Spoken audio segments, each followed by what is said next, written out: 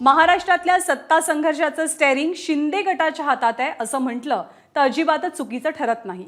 आणि त्यामुळेच गुवाहाटीतल्या रॅडिसन हॉटेलमध्ये मुक्कामी असलेला शिंदे गट पुढचं पाऊल कोणतं उचलणार याकडे फक्त महाराष्ट्रातलं राजकीय वर्तुळ नाही तर देशाचंही लक्ष लागलंय. शिंदेंचा गट मुंबईत कधी परत येणार आहे? शिंदे गट ठाकरे सरकारचा पाठिंबा काढणार आहे का? शिंदे गटाचं पुढचं पाऊल नेमकं काय? गुवाहाटीमधला मुक्काम आणखी किती दिवस? संपूर्ण महाराष्ट्राला पडलेल्या प्रश्नांची उत्तरं देण्यासाठी शिंदे गटाची अधिकृत भूमिका मांडणारे दीपक केसरकर गुवाहाटीच्या रॅडिसन हॉटेलमधनं सध्या आपल्या सोबत आहेत. दीपकजी नमस्कार, आपलं स्वागत आहे एबीपी माझामध्ये.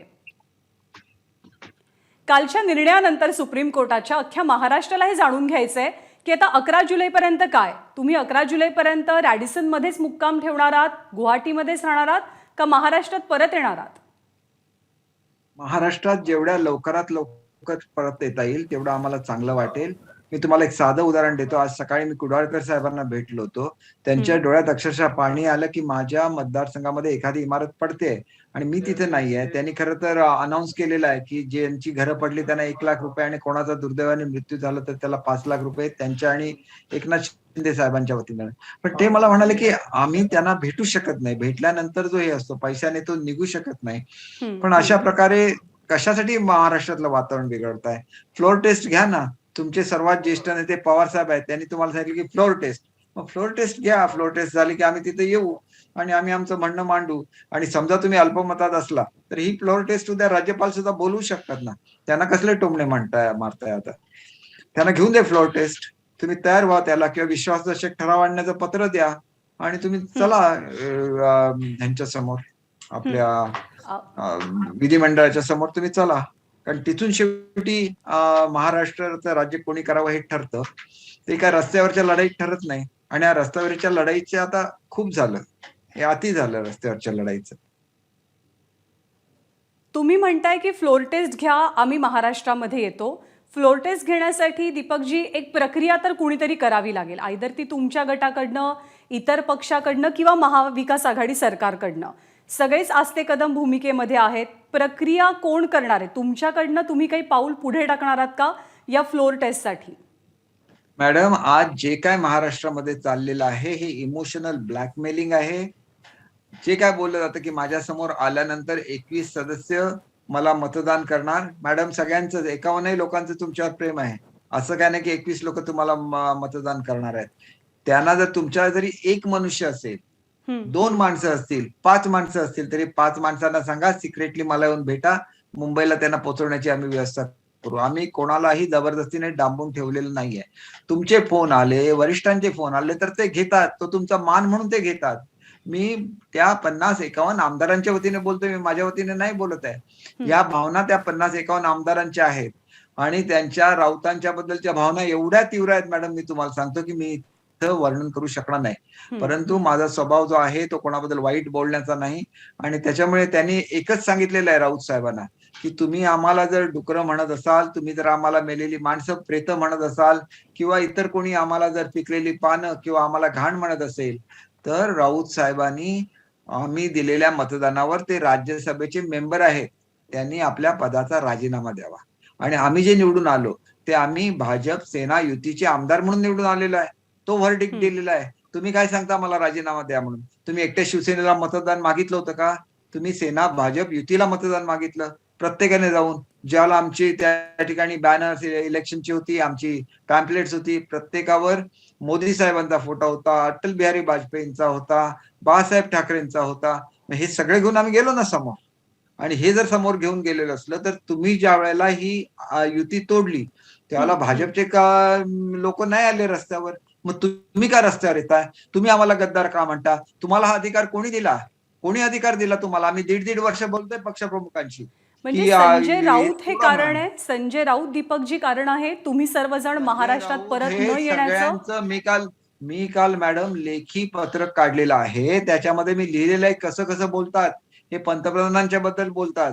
आज नाही म्हटलं तरी तुम्ही भाजप किती राज्यांमध्ये पूर्वी होती आणि मोदी साहेब पंतप्रधान झाल्यानंतर त्यांच्या व्यक्तिमत्वामुळे भाजप किती राज्यात पोहोचली याचा तुम्ही विचार करा. आणि असा मनुष्य की ज्यांचे जगभर चर्चा होते, असे मनुष्य की जे भारताचे पंतप्रधान आहे, ते उद्धव साहेबांना स्वतःचा छोटा भाऊ मानतात आणि मग त्यांच्या दोघांमधला सुद्धा संबंध बिघडवण्यासाठी हे जे प्रवक्ते आहेत हे जर कारणीभूत होत असतील तर ह्याचा कुठेतरी पुनर्विचार झाला पाहिजे. आणि बदनामी कोणी केली? बदनामी समजा नारायण राणेंनी केली असेल ठाकरे कुटुंबियांची, तर ते मुळात भाजपचे सदस्य होते का किंवा भाजपचे मंत्री होते का? तुम्ही अशी जहरी टीका करत राहणार राऊत साहेबांनी आणि समोरून काहीच कोण बोलणार नाही असं तुम्ही का अपेक्षा करता? तुम्ही ही टीका केली म्हणून टीका करणारा एक मनुष्य त्यांनी बाहेरून घेतला, तो बीजेपीचा नव्हता. मला आठवतं की पहिल्यांदा ज्याला पक्षाच्या प्लॅटफॉर्मवर राणे साहेबांना घेतलं गेलं त्याला बीजेपी मध्ये बहुतांश लोक हे माझ्या जवळचे आहेत, माझे मित्र आहेत, त्यांनी मला सांगितलं की आमच्यापैकी 85% लोकांचा याला विरोध होता की आमच्या प्लॅटफॉर्मवरून तुम्ही मातोश्रीची बदनामी करू नका, आम्हाला ते मान्य नाही. मग तुम्ही त्या 85% लोकांचा विचार करणार की एका व्यक्तीचा विचार करणार ज्याने तुमच्या कुटुंबाची बदनामी केलेली आहे किंवा आणि एखादा कोणतरी माजी खासदार असेल त्यांनी बदनामी केलेली असेल तर त्यांच्यापुरता तो विषय मर्यादित ठेवा ना. आणि ह्याला कारणीभूत काय ठरलं? कारणीभूत आपण सुद्धा आहोतच ना. आपण त्या पक्षाबरोबर नातं सोडलं त्याच्यानंतर तो राजकीय पक्ष आहे, तो काहीतरी निर्णय घेणार आणि म्हणून आम्ही त्या निर्णयाचं समर्थन नाही करत. तुमचे जर एवढे चांगले संबंध आहेत तर तुम्ही जाऊन सांगायला पाहिजे की ह्या माणसाला थांबवा, या माणसाला असं बोलण्याचा अधिकार नाही. ठाकरे कुटुंबियांच्या विरुद्ध महाराष्ट्रामध्ये कोणीही बोलत नाही. असं असताना एक कोण बोलत असेल तर मग त्याला वेळेवर थांबवलं पाहिजे. आणि मॅडम राजकारणामध्ये असं आहे की राजकारणामध्ये ऍक्शनला रिॲक्शन असते आणि त्याच्यामुळे ही रिॲक्शन थांबवायची असेल तर आपली ऍक्शन सुद्धा थांबवायला लागते. म्हणजे शिवसेनेने जी आक्रमक भूमिका घेतली आहे, मी थेट शिवसेना असं आता म्हणते एका व्यक्तीचं नाव न घेता, शिवसेनेची रस्त्यावरची आक्रमक भूमिका थांबली तर तुम्ही सगळेजण महाराष्ट्रात लगेच दुसऱ्या दिवशी यायला तयार आहात, तुम्हाला तशी हमी दिली गेली तर? मॅडम ही ज्यावेळेला भूमिका थांबली नाही त्यावेळेला आम्ही सुप्रीम कोर्टात गेलो ना, आम्ही संरक्षण मागितलं ना. आज कोण जर रस्त्यावर आला तर त्याच्यावर ऍक्शन नाही झाली तर तो कंटेम्प्ट ऑफ कोर्ट होईल आणि तो सुद्धा साध्या सुद्धा न्यायालयाचा नाही, सुप्रीम कोर्टाचा. आणि म्हणून तुम्हाला सांगायचं आहे की ज्या लोकांना तुम्ही रस्त्यावर उतरता त्याच्यामध्ये तरुण मुलं आहेत, त्याच्यामध्ये व्यवसाय करणारी लोक आहेत. उद्या त्यांचा पासपोर्ट रिन्यू करायचा असेल तर हे जर त्यांच्यावर केसेस असल्या तो पासपोर्ट रिन्यू नाही होणार. त्या तरुण मुलाला जर सरकारी नोकरी पाहिजे असेल त्याला सरकारी नोकरी नाही मिळणार कारण त्याच्यावर केस असणार. कशासाठी हे करताय? कशासाठी तुम्ही लोकांचे जीवन उद्ध्वस्त करताय? या सत्तेसाठी अहो सत्ता येते आणि जाते. बाळासाहेबांनी किती वेळा अशा सत्तेवर ठोकर मारलेली आहे. बाळासाहेबांना एक शिवसैनिक महाराष्ट्राचा मुख्यमंत्री झालेला बघायचा होता आणि उद्धव साहेबांचं जे स्वप्न होतं पवार साहेबांनी त्यांच्यावर कंपल्शन केलं आणि आज सुद्धा पवार साहेब त्या ठिकाणी लीड करतायत. पवार साहेब माझे सुद्धा नेते होते, आज सुद्धा आहेत, मला त्यांच्याबद्दल आदर आहे. ज्यावेळेला मी 51-52 आमदारांच्या वतीने बोलतो त्याला मला हे सांगितलंच पाहिजे की त्यांनी 3-3 वेळा शिवसेना फोडलेली आहे. मग कसं ते सांगू संजय शकतात? राऊतांसोबत शरद पवारांवरती सुद्धा आहे तुम्हा सर्वांचा. संजय राऊतांवर जितका आक्षेप तितकाच पवारांवरती पण आहे. कारण आमचं पवार साहेबांवर खूप विश्वास होता की ही आघाडी पवार साहेबांच्या पुढाकाराने बनलेली आहे. त्यावेळेला त्यांच्या पक्षाचे अध्यक्ष म्हणजे महाराष्ट्राचे राष्ट्रवादीचे अध्यक्ष प्रत्येक मतदारसंघामध्ये जातात आणि तिथल्या आपल्या पडलेल्या उमेदवाराला पुढचा आमदार म्हणून डिक्लेअर करतात, त्यांना ताकद देतात.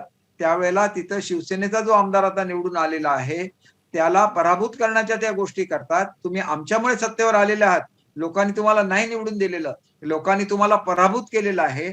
असं अर्थाला असताना ज्या शिवसेनेमुळे तुम्हाला ही सत्ता प्राप्त झालेली आहे ती शिवसेना संपवायचा तुम्ही प्रयत्न करत असाल तर आताच हे सरकार वाचवण्यापेक्षा त्यावेळेला जर त्यांनी आपल्या अध्यक्षांना सांगितलं तर की हे करायचं नाही, तिथं शिवसेनेचे मतदारसंघ आहे तिथं तुम्ही जायचं नाही, तिथं गेलात तर शिवसैनिकांना बरोबर घेऊन तुम्ही काम केलं पाहिजे.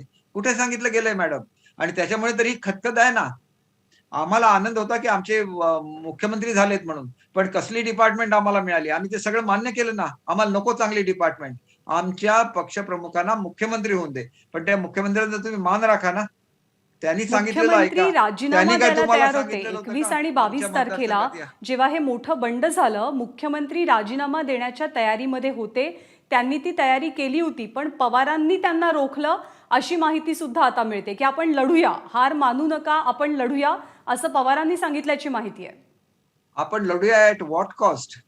At what cost? अहो शिवसेनेच्या कॉस्टवर तुम्ही लढाई लढणार का? तुम्ही 3 वेळा शिवसेना फोडली तरी पण शिवसेना संपला नाही कारण त्याच्यामागे बाळासाहेब साहेबांचा विचार आहे. आता तुम्हाला पूर्ण शिवसेना संपवायची आहे का? हा प्रश्न कोणी त्यांना महाराष्ट्रातला एखादा मनुष्य विचारू शकतो. मी नाही विचारत पण कोणीतरी विचारू शकतो ना. आणि मग तुम्ही शिवसेना वाचवणार आहे की तुम्ही एनसीपी मोठी करणार आहे हा सुद्धा प्रश्न आहे ना. तुमची सत्ता जाऊ नये म्हणून शिवसेनेला तुम्ही ऍट स्टेक लावणार का? माझा आज सुद्धा प्रश्न आहे की आम्ही शिवसेनेचे आमदार आहोत. आम्ही जर आमच्या पक्षप्रमुखांबरोबर राहिलो तर शिवसेनेची ताकद वाढणार आहे.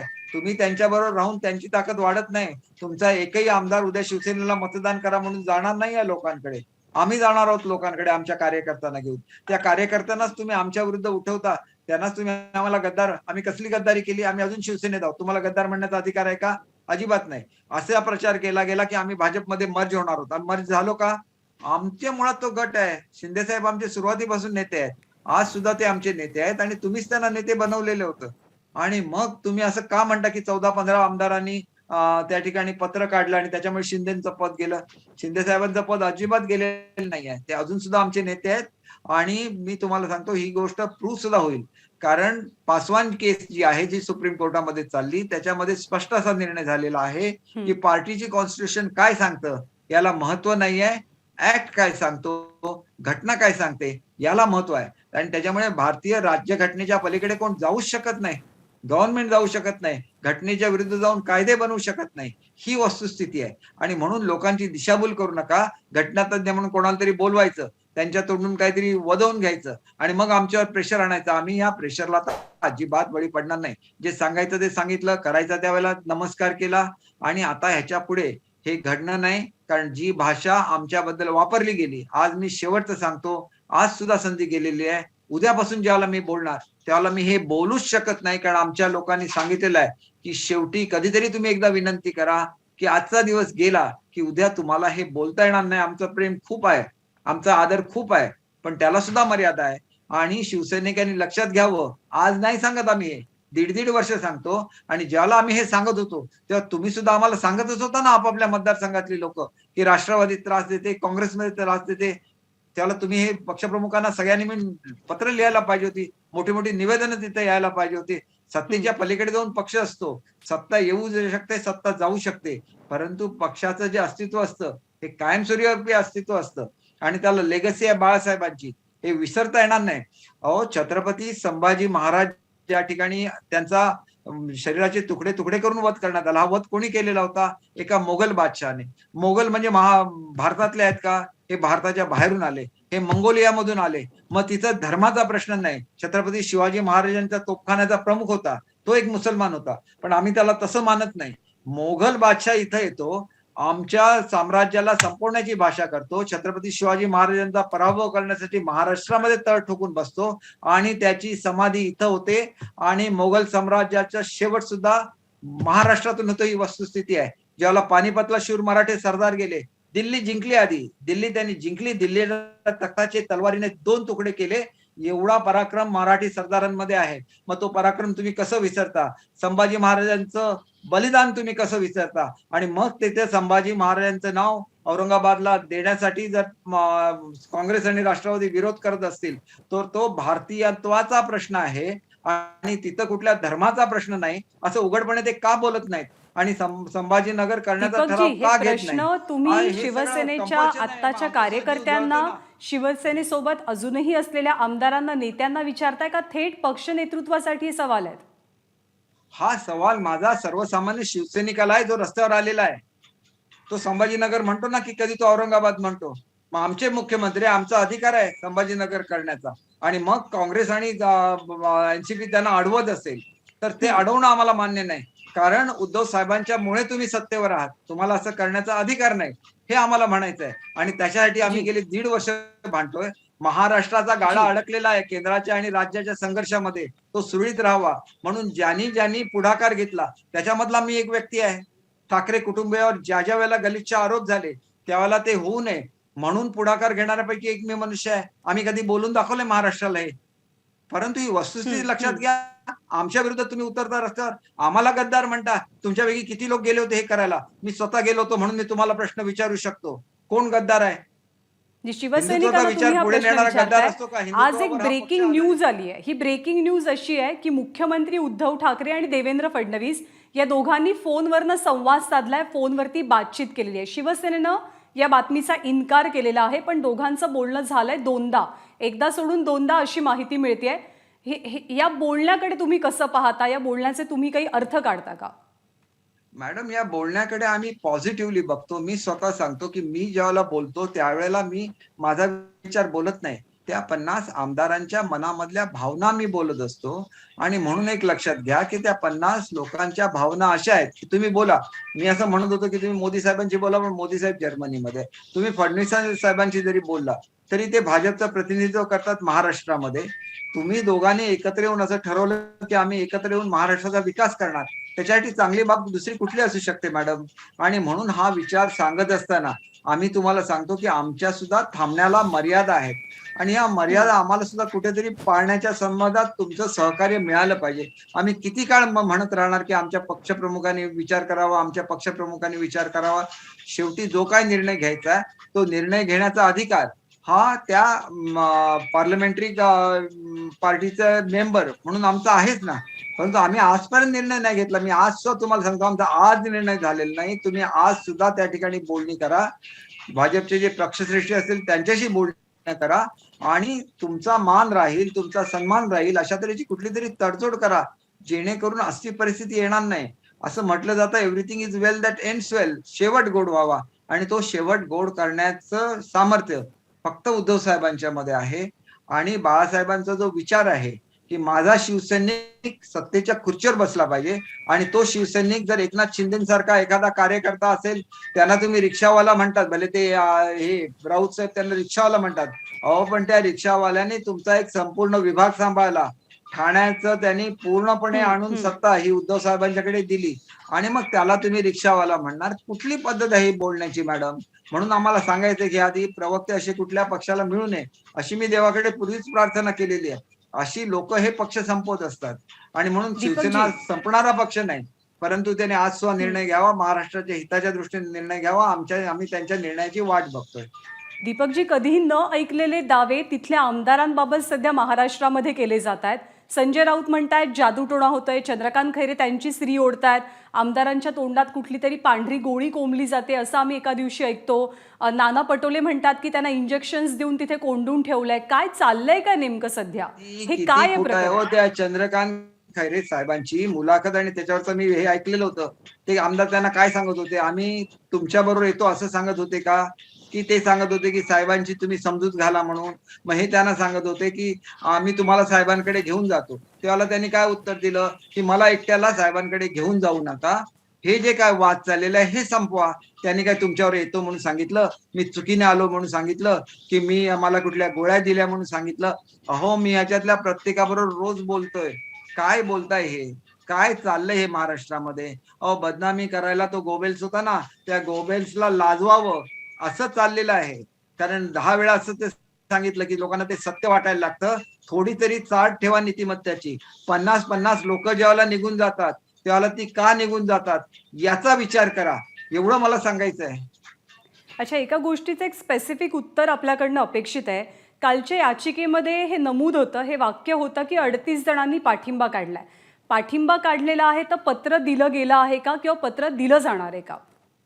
जेव्हा सुप्रीम कोर्टामध्ये असं म्हटलं जातं तर त्याची दखल ही राज्यपाल महोदयांनी घेतली पाहिजे. त्यांनी विश्वासदर्शक ठराव आणायला सांगितलं पाहिजे. का आजच त्यांनी मागवून घेतलेत ना सगळे जी-आर. किती 170 जी-आर 2 दिवसामध्ये काढले. त्यांनी ते सगळे मागवून घेतलेले आहे. ते जी-आर जसे त्यांनी मागवले तसंच त्यांनी यांना बोलवून सांगावं, की तुम्ही विश्वासदर्शक ठराव आणा. त्यांनी स्पेशल अधिवेशन बोलवावं. हे त्यांचं घटनात्मक कर्तव्य आहे, ते करतील मला खात्री आहे. त्याच्यासाठी कोणी जाऊन त्याला अप्रोच होण्याची त्यांना गरज नाहीये. पण मी काय विधितज्ञ नाही. विधितज्ञ जे काय सांगतील त्याप्रमाणे आम्ही करू. माझा विषय एवढाच आहे, की खूप काळ ताणून धरू नये. जो काही निर्णय तुम्हाला घ्यायचा आहे, तुम्हाला परमनंटली जरी काँग्रेस बरोबर जायचं आहे, राष्ट्रवादी बरोबर जायचं आहे, तुम्ही तसा निर्णय जाहीर करा. आमची काहीही हरकत नाही त्याला. पण आम्ही काँग्रेस आणि राष्ट्रवादी बरोबर येणार नाही, एवढं तुम्हाला मी निश्चितपणे सांगतो. मुख्यमंत्र्यांनी काल काँग्रेससोबतच्याच बैठकीत दावा केला की साधारणतः 21 जण इथे मुंबईत तुम्ही परत आलात की त्यातले 21 जण हे शिवसेनेच्या बाजूने येतील, ते आमच्या संपर्कात आहेत. नेमके किती आमदार संपर्कात आहेत? किती जण कन्फ्युजनमध्ये आहेत? किती जण परत जाण्याची शक्यता आहे?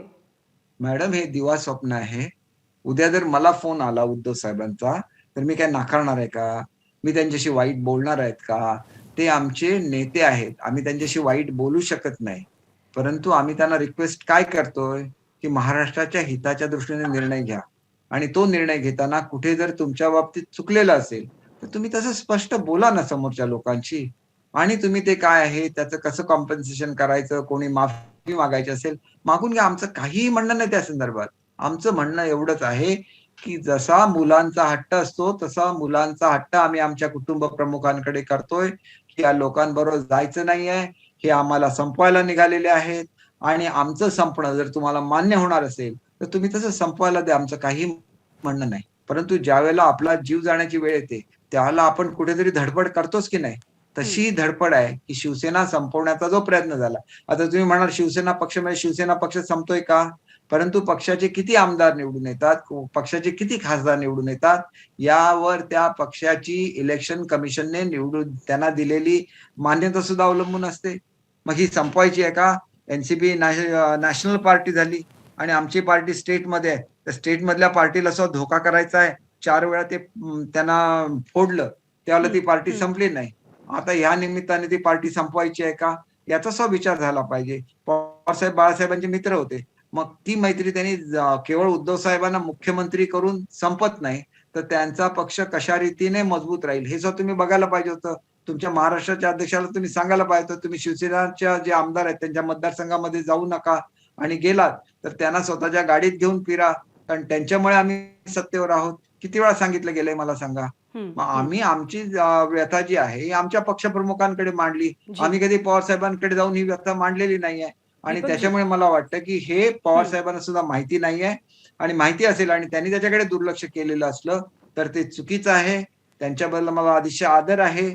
परंतु हं, याच्यावर हं. निर्णय मॅडम कुठल्याही परिस्थितीमध्ये आज घ्यावा अशी मी कळकळीची विनंती करतो. मी आपण ओपन विनंती पत्र करताय पाठवलेलं आहे. दीपकजी, आपल्या सगळ्या चर्चेची सुरुवात मतदारसंघातल्या अडचणीपासून झाली, तिथल्या परिस्थितीपासून झाली. ही तर सत्य गोष्ट आहे की मतदारसंघात अनेकांच्या अडचणी आहेत. आठवडा आमदार सध्या गुवाहाटीमध्ये आहेत. ते मतदारसंघात नाहीत. सर्वसामान्यांची हीच भावना आहे, जी खूप स्वाभाविक आहे, की तुमच्या भांडणामध्ये मतदारसंघाचं नुकसान का? तुमच्या मॅडम नाराजीमुळे तुम्हाला मी मतदारसंघातले प्रश्न प्रलंबित का? आमच्या त्यामुळे नाराजीचा प्रश्न नाहीये. महाराष्ट्रामध्ये चांगलं राज्य येण्याचा हा प्रश्न आहे. बघा माझ्या हं, कोकणासाठी, माझ्या जिल्ह्यासाठी एक योजना मी आणलेली होती, ज्याच्यामध्ये सर्वसामान्य माणसाचं उत्पन्न दुप्पट होणार होतं. एनसीपीने ती योजना रद्द करून टाकली. त्यावेळेला माझ्या मतदारसंघाचं नुकसान झालं नाही का? माझ्या कोकणाचं नुकसान नाही झालं का? मल्टी स्पेशालिटी हॉस्पिटल येणार होतं. त्याची मीटिंग लावायला मी काँग्रेसचे जे रेव्हेन्यू मिनिस्टर आहे, 2 वर्ष त्यांच्या ऑफिसची उंबरे झिजवतोय मी. त्यांना वाटलं नाही की कोकणातला हा प्रश्न सुटला पाहिजे. गोव्याला जे लोक ट्रीटमेंट घ्यायला जातात, ती ट्रीटमेंट घेण्यात त्यांना इथं कोकणामध्ये घेण्याचा त्यांचा अधिकार आहे. त्यांना का नाही वाटलं ही मीटिंग लावावी? मी हं, ज्यावेळेला हं. हे सांगितलं मुख्यमंत्र्यांना, तरी त्यांच्या ऑफिसने ही मीटिंग का नाही लावली? हा प्रश्न आहे ना. आमच्याकडे हजारो लोकांना जमिनीचं वाटप व्हायचं होतं. ह्याच रेव्हेन्यू मिनिस्टरकडे हा प्रश्न पेंडिंग आहे. हा प्रश्न पेंडिंग असताना मी काय मुख्यमंत्र्यांना सांगितलं नसतं का? माझा जीव जळत नाही का? मी कशासाठी मी एवढं मोठं जे आमचं हे होतं बिझनेसचं साम्राज्य ते सोडून मी आलो ना. माझ्या घरावर मी परिणाम करून घेतलेला आहे. परंतु मी माझं सोशल वर्क सोडलं नाही. आणि मग तुम्ही जर आम्हाला असं करणार असाल, तर तो अन्याय माझ्यावर नाही मॅडम. तो कोकणावर अन्याय आहे. तो सिंधुदुर्ग जिल्ह्यावर होणारा अन्याय आहे. आणि मग हे मी बोलायचं नाही का? ही बोलायची पाळी तुम्ही आज माझ्यावर आणली. मी कधी सांगितलंय का तुम्हाला अशी आमची योजना रद्द केली? आणि ती योजना एवढी चांगली होती, की नीती आयोगाने भारताच्या त्याचं कौतुक केलेलं होतं.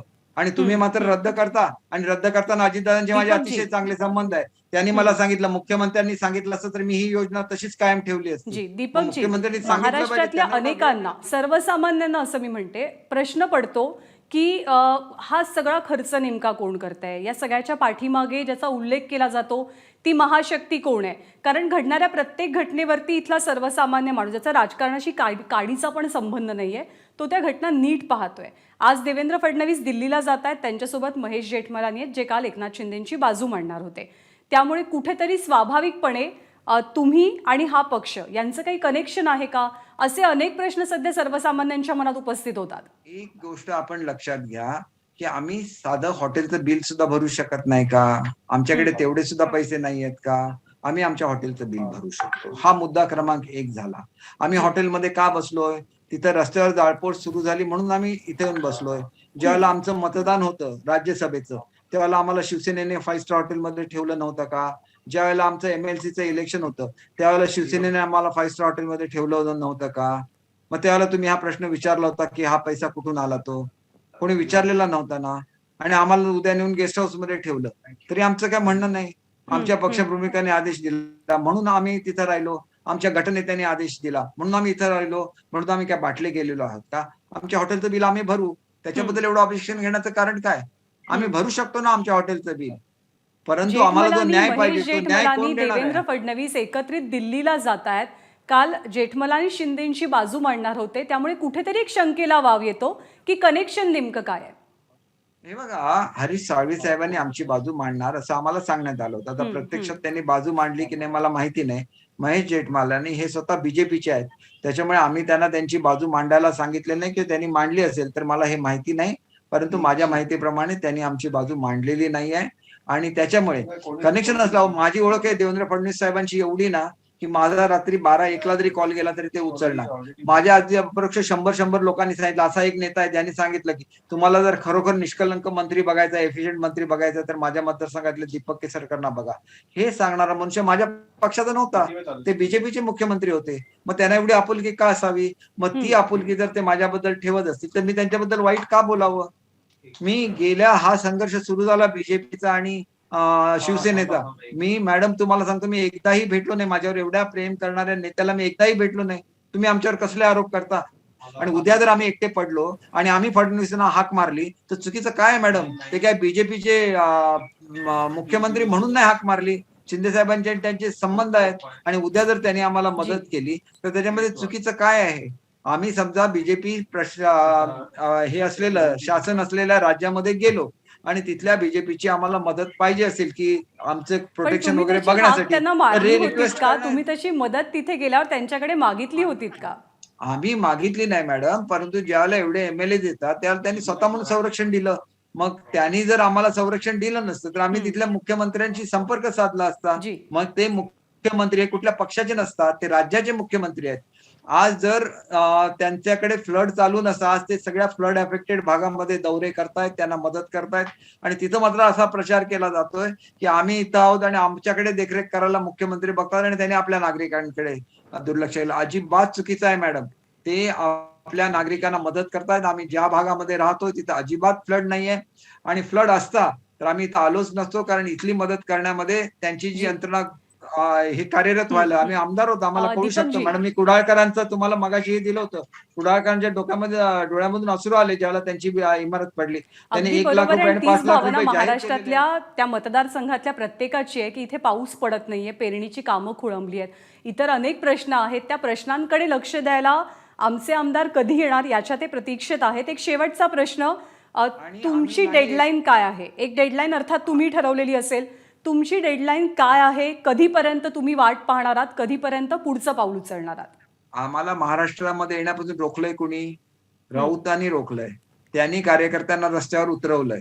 त्यांना जाऊन प्रश्न विचारा. माझ्या मागे गाड्या कोणी लावलेल्या होत्या? त्यांनी लावल्या होत्या ना, त्यांच्या पक्षाने लावल्या होत्या ना. मी सांगून तिथं आलो आणि माझ्या मतदारसंघामधला काही अडलेला असेल मी त्यांच्या टच मध्ये असतो. तिथं तिथं मदत जी. दिली जाते. मी आता इथे नाही आहे. माझ्या आमदार निधीची कामं कुठली प्रायोरिटीने घ्यायची हे कोणीतरी दुसरेच जाऊन सांगतायत. आणि ते जर शिवसैनिक असतील आणि ते माझ्या मोर्चा काढतात आणि माझ्याच आमदार निधीमधले पैसे लवकर रिलीज करा हे तेच सांगतात. मी त्यांच्यावर प्रेम केलेलं आहे. मी त्यांना निधी आणून देतो, कोट्यवधी रुपयाचा निधी आणून देतो आणि हा निधी आणून दिला आणि नंतर मी बाहेर गेलेलो आहे. ते काय मी माझ्या हाताने कामं करत नाही. ती कामं पीडब्ल्यूडीने करायची आहेत. ती कामं पाणी पुरवठा खात्याने. पण तुम्ही असा एक बरोबर. इन्सिडेन्स दाखवला की तिथं गरज आहे आणि ते न देता आम्ही इथं आलोय तर माझी चूक आहे. पण आम्ही जर सगळा निधी किती दिला, दिवस आम्ही केसरकरजी, कामं किती मार्गीवर दिवस लावलं. वाट बघण्याची तयारी? अजून किती दिवस? कोंडी कधी फुटणार आहे मग महाराष्ट्रात? ही नाटकं थांबवा ना. तुमच्याकडे बहुमत नाहीये ना, मग कशाला म्हणता आमच्याकडे 21 आमदार आहे? कबूल करा की आमचे 51 आमदार बाहेर गेलेले आहेत. कशाला ते पाटील साहेबांचं ऐकता? पाटील साहेबांच्याबद्दल सुद्धा मला अतिशय आदर आहे. मी त्यांच्याशी अत्यंत जवळून काम केलेलं आहे. परंतु ते सांगतात त्यांच्या तुमच्याबरोबर 2-2 तास मीटिंग होत्या. मग आमच्याबरोबर किती तास मीटिंग आपण केलेल्या आहेत? आपल्या मनाला विचारा ना. तुमच्या आम्ही का आम्ही दुसरे आणि तुमचे शिवसैनिक आम्हाला गद्दार म्हणणार? आमचे हे आहे, मला स्वतःला 6-6 महिने भेट नाही मिळालेली. मी तक्रार केली का? परंतु हा इश्यू आला तेव्हा मी तुमच्या बरोबर होतो. तुमची लोक मग ते कुठले युवा सेनेचे असतील काय असतील माझी पाठलाग करतात. ज्या माणसाने बाळासाहेबांचं स्वप्न साकार केलं त्यांची पाठलाग करतात तुम्ही. आपल्या मनात राग आहे जो स्वाभाविक आहे असं आपलं म्हणणं आहे. खूप मुद्दे तुम्ही उपस्थित करताय. आम्ही अशी आशा करतो की एबीपी माझावरची आत्ताची आपली ही मुलाखत तुम्ही ज्यांना प्रश्न विचारलेत ते नक्की पाहतील, तुमच्या प्रश्नांची उत्तरं देतील आणि सगळ्यात महत्त्वाचं म्हणजे महाराष्ट्रात निर्माण झालेली राजकीय कोंडी फुटेल, सर्वसामान्यांना त्यांचे आमदार परत मिळतील आणि महाराष्ट्राची या सगळ्या राजकीय तमाशामध्ये जी बदनामी होते ती लवकरात लवकर थांबेल. आपले आभार दीपकजी, आपण सविस्तरपणे संवाद साधलात त्याबद्दल. तर आमच्या महाराष्ट्र वापसीबद्दल संजय राऊत यांना विचारा, महाविकास आघाडीनं आपली नाटकं आता थांबवावीत असं दीपक केसरकर यांनी म्हटलेलं आहे. प्रत्येक गोष्टीला एक मर्यादा असते, आम्ही सुद्धा खूप काळ संयम राखलेला आहे, पण आता हात जोडून कळकळीची विनंती आहे असं सुद्धा दीपक केसरकरांनी सांगितलंय. आम्हाला महाराष्ट्रात येण्यापासून संजय राऊत यांनी रोखलेलं आहे. संजय राऊतांमुळे आम्ही महाराष्ट्रात येत नाही, त्यामुळे आधी महाराष्ट्रामध्ये शिवसैनिकांनी रस्त्यावरती उतरणं बंद करावं आणि मग त्यानंतर आमच्या महाराष्ट्र वापसीबद्दल आम्ही भूमिका जाहीर करू असं दीपक केसरकर सांगतात. एबीपी माझा, उघडा डोळे बघा नीट.